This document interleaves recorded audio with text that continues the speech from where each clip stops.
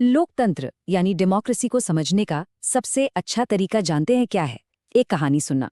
और आज हमारे पास एक ऐसी ही कहानी है जिसमें ड्रामा है, उम्मीद है और एक ऐसा नतीजा है जिसने सबको चौंका दिया था। तो चलिए भारत के एक राज्य में हुए एक जबरदस्त राजनीतिक भूचाल की कहानी में चलते हैं, जो हमें सिखाएगी कि असल में चुनाव की ताकत होती क्या है। हम बात कर रहे हैं साल 1987 की। जगह है हरियाणा। जरा सोचिए, आधी रात का वक्त हो चुका है और एक शहर के चौक पर हजारों लोग पिछले कई घंटों से अपने नेता का इंतजार कर रहे हैं। हवा में सिर्फ रात की ठंडक नहीं है, बल्कि एक बड़े बदलाव की उम्मीद भी है, एक बेचैनी भी है। देखिए, ये सिर्फ एक भीड़ नहीं थी, ये तो एक आंदोलन की जीती जागती तस्वीर थी। लोग वहां सिर्फ कोई भाषण सुनने के लिए नहीं रुके थे, नहीं, वो रुके थे एक आश्वासन के लिए, एक भरोसे के लिए कि उनका भविष्य, उनके बच्चों का भविष्य बदलने वाला है। तो आखिर वो कौन सा चुनाव था जिसने लोगों के दिलों में इतनी उम्मीद जगा दी थी? ये कहानी है 1987 के हरियाणा राज्य विधानसभा चुनाव की। एक ऐसा चुनाव जिसने उस राज्य की राजनीति का नक्शा ही हमेशा हमेशा के लिए बदल दिया। और इस पूरी कहानी के केंद्र में थे चौधरी देवीलाल, 76 साल के एक तजुर्बेकार नेता, जो उस वक्त की सत्ताधारी कांग्रेस पार्टी के खिलाफ एक बड़े संघर्ष की आवाज बन चुके थे। तो सवाल यह है कि देवीलाल की बातों में ऐसा क्या था? असल में उनका पूरा अभियान एक बहुत ही सीधे और शक्तिशाली वाले पर टिका था। उन्होंने न्याय युद्ध का ऐलान किया, यानी न्याय के लिए लड़ाई। और उनका सबसे बड़ा वादा कि अगर वो चुनाव जीत गए तो सबसे पहला काम किसानों और छोटे कारोबारियों के कर्जे माफ करने का करेंगे। अब सोचिए, उस दौर में जब लोग कर्ज के बोझ तले दबे थे, तो ये वादा उनके लिए सिर्फ वादा नहीं था, ये उम्मीद की एक नई किरण थी। और फिर आया नतीजों का दिन। और नतीजा क्या था? एक राजनीतिक भूचाल। लोकदल और उसके साथियों ने 90 में से 76 सीटें जीतीं, 76। और उस वक्त की सरकार, कांग्रेस पार्टी, वो सिर्फ 5 सीटों पर सिमट कर रह गई। मतलब लोगों ने अपना फैसला साफ साफ सुना दिया था। देवीलाल मुख्यमंत्री बने और उन्होंने अपना वादा निभाया भी। देखिए, हरियाणा में जो हुआ वो सिर्फ एक राज्य की कहानी नहीं है, ये हमें एक बहुत बड़े और बुनियादी सवाल पर सोचने को मजबूर करती है। सवाल ये कि किसी भी लोकतंत्र में हमें चुनावों की जरूरत ही क्यों पड़ती है? जरा सोचिए, जहां करोड़ों लोग रहते हों, क्या वहां ये मुमकिन है कि सब लोग एक साथ बैठे और हर छोटे बड़े फैसले पर बात करें? नहीं, हो ही नहीं सकता। तो फिर सरकार कैसे चले? इसका एक ही जवाब है, अपने प्रतिनिधियों के जरिए। और उन प्रतिनिधियों को चुनने का एक ही लोकतांत्रिक तरीका है, और वो है चुनाव। तो चुनाव असल में है क्या? सीधी सी बात है, ये एक ऐसा सिस्टम है जो लोगों को ये ताकत देता है कि वो एक तय समय पर अपने शासकों को चुन सके, और हाँ, अगर वो उनके काम से खुश नहीं है तो उन्हें बदल भी सके। बिल्कुल वैसे ही जैसे हरियाणा के लोगों ने 1987 में अपनी ताकत का इस्तेमाल किया था। लेकिन एक मिनट, क्या सिर्फ वोट डाल देना ही काफी है? क्या हर चुनाव को हम लोकतांत्रिक कह सकते हैं? जी नहीं, बिल्कुल नहीं। किसी भी चुनाव को सही मायनों में लोकतांत्रिक कहलाने के लिए कुछ जरूरी शर्तों, कुछ नियमों को पूरा करना ही पड़ता है।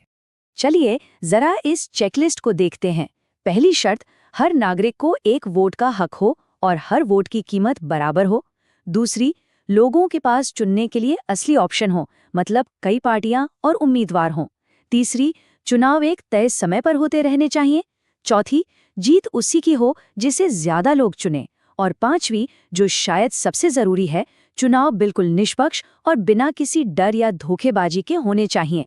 ठीक है, तो अब हम ये तो समझ गए कि एक अच्छा चुनाव कैसा होता है। अब सवाल ये है कि ये चुनाव असल में होते कैसे हैं। चलिए फिर से हरियाणा के उदाहरण पर लौटते हैं और समझते हैं कि ये चुनावी मैदान तैयार कैसे होता है। होता ये है कि चुनाव के लिए पूरे देश या राज्य को अलग अलग इलाकों में बांट दिया जाता है। इन्हीं इलाकों को हम आम बोलचाल में सीट या निर्वाचन क्षेत्र कहते हैं।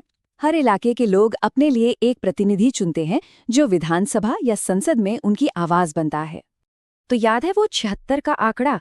जब हम कहते हैं कि देवीलाल की पार्टी ने 76 सीटें जीती, तो इसका सीधा सा मतलब यही है कि उनके 76 उम्मीदवार हरियाणा के 76 अलग अलग चुनावी इलाकों से जीत कर आए थे।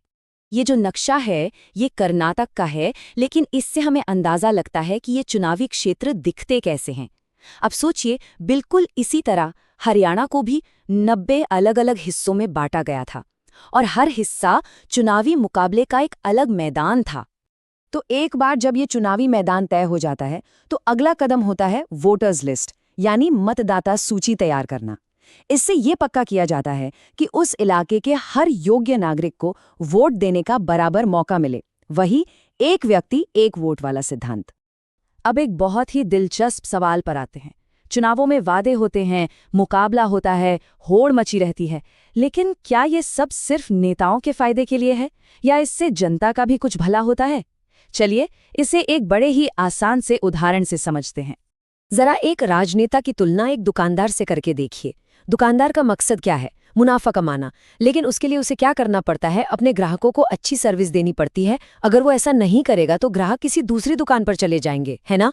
बिल्कुल इसी तरह नेताओं का मकसद होता है सत्ता में बने रहना, और इसके लिए उन्हें लोगों की सेवा करने के वादे करने पड़ते हैं और काम भी करना पड़ता है। और अगर वो ऐसा नहीं करते तो नतीजा क्या होता है? तो मतदाता उन्हें अगली बार सत्ता से बाहर का रास्ता दिखा देते हैं। बिल्कुल वैसे ही जैसे हरियाणा में 1987 में हुआ, जब सालों से राज कर रही पार्टी सिर्फ 5 सीटों पर आकर सिमट गई थी। ये राजनीतिक मुकाबले का सबसे बड़ा सबूत है। तो आखिर में हरियाणा की ये पूरी कहानी हमें एक बहुत ही सीधी लेकिन शक्तिशाली सच्चाई बताती है। अगर चुनाव नेताओं के लिए एक इम्तिहान है, तो असली परीक्षक कौन है? जवाब है हम सब, जनता। लोकतंत्र में असली ताकत किसी नेता या पार्टी के हाथ में नहीं, बल्कि हम सबके यानी मतदाताओं के हाथ में होती है। तो तैयार हैं सब? आज हम भारत की विशाल चुनावी प्रक्रिया का एक क्विक रिवीजन करने वाले हैं। इसको एक तरह की फास्ट ट्रैक स्टडी गाइड समझिए, जिसमें हम इस पूरी डेमोक्रेटिक प्रोसेस के हर एक स्टेप को कवर करेंगे। चलिए शुरू करते हैं। ये रहा हमारा आज का रोड मैप। हम इन 5 पड़ावों से गुजरेंगे जो हमें चुनाव की पूरी कहानी बताएंगे। तो सबसे पहले शुरू करते हैं पहले पड़ाव से। देखिए, हर चुनाव की शुरुआत होती है एक नक्शे से, पर यह कोई आम नक्शा नहीं है। ये वो ब्लूप्रिंट है जो दुनिया के सबसे बड़े लोकतंत्र को छोटे छोटे वोटिंग एरियाज में बांटता है। जब देश के चुनाव होते हैं तो पूरे भारत को कई निर्वाचन क्षेत्रों यानी कॉन्स्टिट्यूएंसीज में बांट दिया जाता है, और जैसा यहां दिख रहा है, इसमें से कुछ सीटें एससी और एसटी जैसे समुदायों के लिए आरक्षित भी होती हैं। ऐसा इसलिए ताकि ये सुनिश्चित हो सके कि हर किसी की आवाज संसद तक पहुंचे। ये नंबर याद रखिएगा, 543। ये लोकसभा की कुल सीटों की संख्या है। इससे अंदाजा लगता है कि ये चुनाव कितने बड़े पैमाने पर होता है। हर एक क्षेत्र अपना एक प्रतिनिधि चुनता है। तो हमारे पास नक्शा तो आ गया। अब बात करते हैं इस खेल के सबसे जरूरी खिलाड़ियों की, यानी हम मतदाता और वो उम्मीदवार जो चुनाव लड़ते हैं। और ये सब कुछ एक बहुत ही बेसिक सिद्धांत से शुरू होता है, और वो सिद्धांत है सार्वभौमिक वयस्क मताधिकार। इसका सीधा सा मतलब है कि अगर कोई भी भारत का नागरिक है और उसकी उम्र 18 साल या उससे ज्यादा है, तो उसे वोट देने का हक है, चाहे वो किसी भी जाति, धर्म या लिंग का हो। यही तो हमारे लोकतंत्र की असली ताकत है। अच्छा, तो इस सिद्धांत को असल में लागू कैसे किया जाता है? ये देखिए, ये एक उदाहरण है। हर इलाके के लिए ऐसी वोटर लिस्ट तैयार की जाती है, बहुत ध्यान से, ताकि ये पक्का हो सके कि हर एलिजिबल वोटर का नाम इसमें शामिल हो। यहाँ एक जरूरी अंतर समझना होगा। देखिए, वोटर होने और उम्मीदवार होने में फर्क है। कोई भी 18 साल की उम्र में वोट डाल सकता है, लेकिन अगर किसी को लोकसभा का चुनाव लड़ना है तो उसकी उम्र कम से कम 25 साल होनी ही चाहिए। और हाँ, पारदर्शिता बहुत जरूरी है, इसीलिए हर उम्मीदवार को ये सारी जानकारी पब्लिक करनी पड़ती है। इससे वोटर्स को एक सोचा समझा फैसला लेने में मदद मिलती है। ठीक है, तो अब आगे बढ़ते हैं। जैसे ही चुनाव की तारीख का ऐलान होता है, शुरू हो जाता है चुनावी अभियान। ये वो वक्त होता है जब पार्टियां और उम्मीदवार वोटर्स को अपनी तरफ खींचने के लिए मैदान में उतरते हैं। और इन अभियानों में नारों का बहुत बड़ा रोल होता है। गरीबी हटाओ से लेकर लोकतंत्र बचाओ तक इन नारों ने कई बार चुनावों का पूरा रुख ही मोड़ दिया है। ये एक बहुत बड़ा सवाल है ना? जब हर कोई जीतने के लिए इतनी मेहनत कर रहा हो, तो खेल के नियम क्या होते हैं? खैर, इसका जवाब एक बहुत ही खास रूल बुक में है। इसे कहते हैं आदर्श आचार संहिता या मॉडल कोड ऑफ कंडक्ट। ये उन नियमों का सेट है जिनका पालन हर पार्टी और हर उम्मीदवार को करना ही होता है। इसका बस एक ही मकसद है, चुनाव बिल्कुल निष्पक्षों और किसी को भी कोई गलत फायदा ना मिले। चलिए अब आते हैं इस पूरी प्रक्रिया के सबसे रोमांचक हिस्से पर, यानी वोटिंग का दिन और फिर लाखों करोड़ों वोटों की गिनती। यहीं पर तो लोकतंत्र असल में एक्शन में दिखता है। आजकल वोटिंग होती है इलेक्ट्रॉनिक वोटिंग मशीन यानी ईवीएम से, और भरोसे को और पक्का करने के लिए इसके साथ होती है वीवीपीएटी मशीन, जो एक कागज की पर्ची प्रिंट करती है। इससे वोटर खुद देख सकता है कि उसका वोट सही जगह गया है या नहीं। जैसा कहते हैं ना, जो दिखता है वही बिकता है। एक असली उदाहरण देखते हैं। ये 2014 के गुलबर्गा चुनाव के नतीजे हैं। वोटों की गिनती के बाद मल्लिकार्जुन खड़गे को सबसे ज्यादा वोट मिले और वो विजेता घोषित हुए। यहां जेडीएस का मतलब है जनता दल सेक्युलर और बीएसपी का बहुजन समाज पार्टी। तो सबसे जरूरी बात क्या है? यही कि जिस उम्मीदवार को अपने क्षेत्र में सबसे ज्यादा वोट मिलते हैं, जीत उसी की होती है। इस मामले में ये संख्या कुल वोटों का 50.82% थी। और अब आते हैं इस पहेली के आखिरी और शायद सबसे जरूरी हिस्से पर। वो कौन है जो ये पक्का करता है कि ये पूरी प्रक्रिया निष्पक्ष और नियमों के हिसाब से हो? मतलब इस खेल का अंपायर कौन है? देखिए, ये समझना जरूरी है कि चुनाव में कई चुनौतियां भी होती हैं। अक्सर गलत तरीकों के आरोप लगते रहते हैं, जैसे कि आप इस स्लाइड पर देख सकते हैं। और इन सभी चुनौतियों का जवाब है चुनाव आयोग, यानी इलेक्शन कमीशन। ये एक आजाद और बहुत ही ज्यादा शक्तिशाली संस्था है, जिसका सिर्फ एक ही काम है, भारत में आजाद और निष्पक्ष चुनाव करवाना। चुनाव आयोग की शक्तियां वाकई में बहुत ज्यादा हैं। वो आचार संहिता लागू करवाता है, नियम तोड़ने वालों को सजा दे सकता है, और ये पक्का करता है कि सत्ता में बैठी पार्टी अपनी पावर का गलत इस्तेमाल ना करे। सच में ये एक स्वतंत्र अंपायर की तरह काम करता है। और हम आज का ये रिवीजन इसी सवाल के साथ खत्म करते हैं। सोचने वाली बात है, इतने बड़े और विविध लोकतंत्र में एक निष्पक्ष अंपायर बने रहने के लिए लगातार किन चुनौतियों का सामना करना पड़ता होगा? कभी सोचा है कि हमारा लोकतंत्र असल में कितना सेहतमंद है? आज हम इसी को समझने के लिए एक बड़ा ही आसान सा टूल किट इस्तेमाल करने वाले हैं। मतलब हम ये देखेंगे कि हमारे आसपास होने वाले किसी भी चुनाव की हेल्थ को कैसे परखा जा सकता है। तो चलिए शुरू करते हैं। ये सबसे बुनियादी सवाल है ना? स्वतंत्र और निष्पक्ष। ये शब्द हम सुनते तो बहुत हैं, पर चुनाव के मामले में इनका असली मतलब क्या होता है? आज हम इसी की तह तक जाएंगे। अपने इस सवाल का जवाब ढूंढने के लिए हमने एक 4 स्टेप हेल्थ चेक तैयार किया है। सबसे पहले हम भागीदारी को मापकर लोकतंत्र की नब्ज टटोलेंगे। फिर थोड़ा और गहराई में जाकर देखेंगे कि असल में वोट कौन दे रहा है। इसके बाद हम नतीजों को परखेंगे कि क्या वो निष्पक्षता की कसौटी पर खरे उतरते हैं। और हाँ, आखिर में हम उन मुश्किलों का भी सामना करेंगे जिनका सामना हर लोकतंत्र को करना पड़ता है। तो पहला कदम, वोटर टर्नआउट। इसे ऐसे समझिए जैसे लोकतंत्र की नब्ज जांची जा रही हो। क्या ये मजबूती से धड़क रही है या थोड़ी कमजोर है?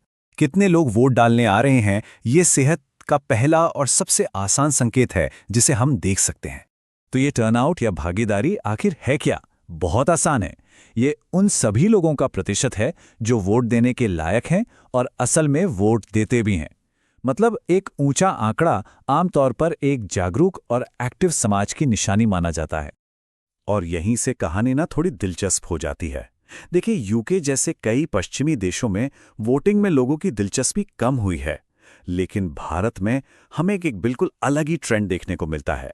पिछले कुछ दशकों में भारत में भागीदारी या तो स्थिर रही है या फिर थोड़ी बढ़ी ही है। ये बात युवा लोकतंत्रों के बारे में बनी बनाई धारणाओं को चैलेंज करती है। लेकिन देखिए, कुल संख्या हमें कहानी का सिर्फ एक हिस्सा ही बताती है। लोकतंत्र की सेहत को सच में समझने के लिए हमें ये पूछना होगा, वोट कौन दे रहा है? ये सवाल कितने लोग वोट दे रहे हैं, इस सवाल से कहीं ज्यादा गहरी जानकारी देता है।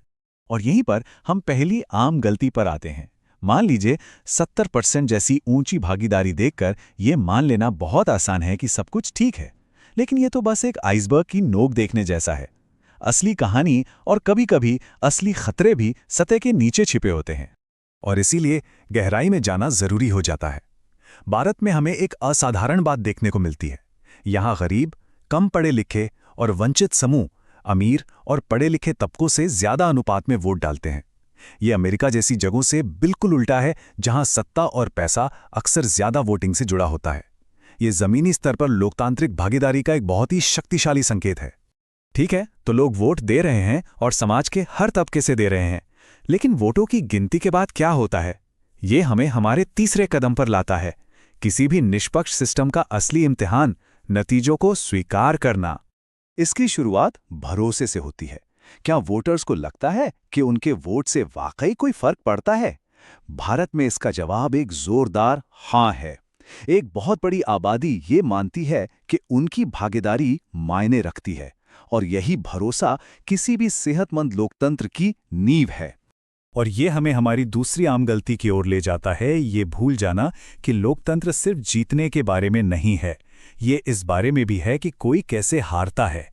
एक वाकई निष्पक्ष चुनाव के लिए ये जरूरी है कि हारने वाला नतीजों को स्वीकार करे। सत्ता का शांतिपूर्ण हस्तांतरण सबसे ज्यादा जरूरी है। तो भारत इस कसौटी पर कैसा प्रदर्शन करता है? तथ्य खुद बोलते हैं। सत्ता में बैठी पार्टियां नियमित रूप से चुनाव हारती हैं, चाहे वो राष्ट्रीय स्तर पर हो या राज्य स्तर पर। सत्ता अक्सर और शांति से एक हाथ से दूसरे हाथ में जाती है। जब सत्ता में बैठे लोगों को वोट की ताकत से हटाया जा सके, तो आप जानते हैं कि सिस्टम काम कर रहा है। अब तक तस्वीर तो काफी अच्छी दिख रही है। ऊंची भागीदारी, समाज के हर वर्ग की हिस्सेदारी और नतीजों की स्वीकृति। लेकिन कोई भी लोकतंत्र परफेक्ट नहीं होता। अब चौथे कदम में हमें उन स्थायी चुनौतियों का सामना करना होगा जो किसी भी लोकतांत्रिक व्यवस्था की असली ताकत को परखती हैं। और ये हमारी तीसरी और आखिरी आम गलती को उजागर करता है, सेहत को परफेक्शन समझ लेना। एक सेहतमंद लोकतंत्र वो नहीं है जिसमें कोई समस्या ना हो। वो एक पुराने मजबूत पेड़ की तरह है। हो सकता है उसकी कुछ शाखाएं टेढ़ी मेढ़ी हों, कुछ बीमारियां हों, लेकिन उसकी जड़ें गहरी हैं और वो तूफानों का सामना कर सकता है। हर लोकतंत्र की अपनी चुनौतियां होती हैं। सिर्फ आंकड़े पूरी कहानी नहीं बता सकते। यहीं पर ऐसे कार्टून काम आते हैं। वो उन असुविधाजनक सच्चाइयों और जटिल हकीकत को सामने लाते हैं जो डेटा के नीचे छिपी होती हैं।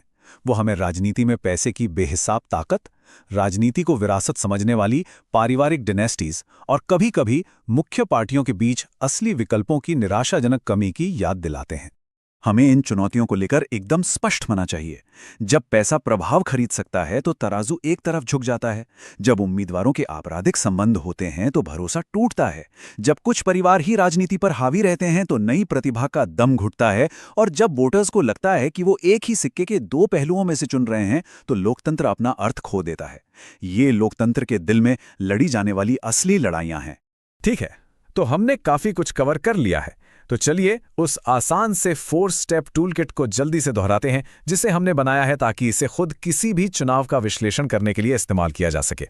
सारी बात इन 4 सवालों पर आकर टिक जाती है। क्या भागीदारी ज्यादा है? क्या सभी समूह शामिल हैं? क्या नतीजे शांति से स्वीकार किए जाते हैं? और वो कौन सी व्यवस्थागत चुनौतियां हैं जिनका हमें सामना करना है? ये आपका फ्रेमवर्क है तो सरल लेकिन अविश्वसनीय रूप से शक्तिशाली है। तो अब ये टूलकिट आपके हाथों में है। इसका इस्तेमाल करें। अपने आसपास के चुनावों को, चाहे वो स्थानीय हो या राष्ट्रीय, इस नजरिए से देखें। क्या दिखाई देता है? हमारे अपने लोकतंत्र की सेहत क्या बताती है? जवाब शायद आपको हैरान कर दे।